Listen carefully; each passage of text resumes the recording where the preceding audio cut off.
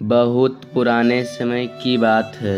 एक गांव में एक भले आदमी गंगाराम का देहांत हो गया था।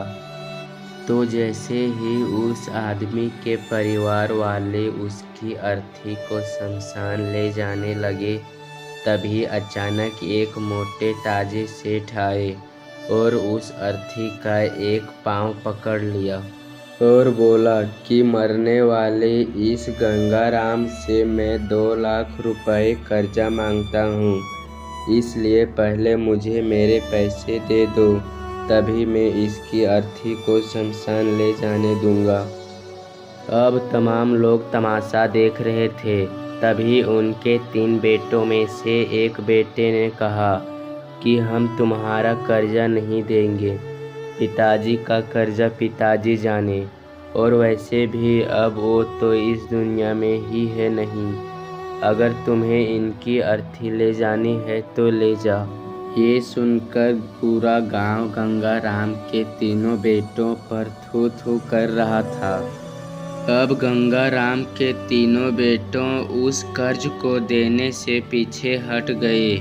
तभी गंगाराम के भाइयों ने भी कह दिया कि जब बेटे कर्ज नहीं दे सकते तो हम क्यों किसी के कर्ज भरे।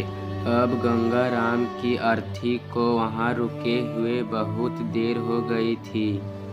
तभी ये बात गंगाराम की एकलौती बेटी तक पहुँच गई।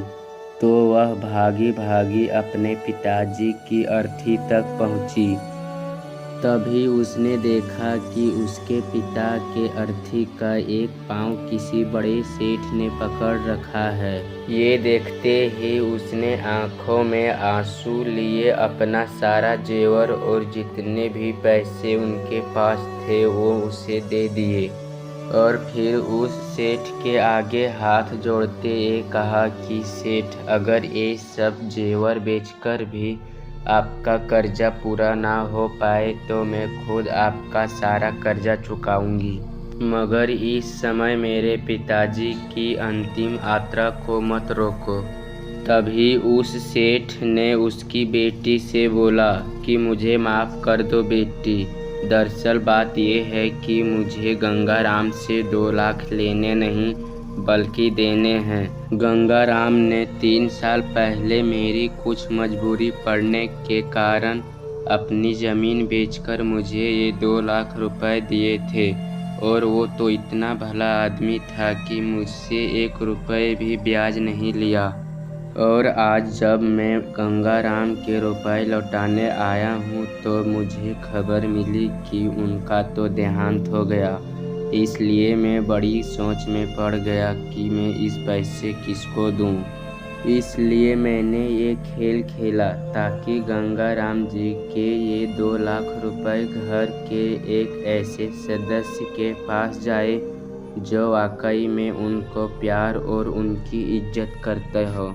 और बेटी, आज तुमने ये भी साबित कर दिया कि अपने माँ बाप को एक बेटे से बहुत ज़्यादा एक बेटी ही प्यार करती है।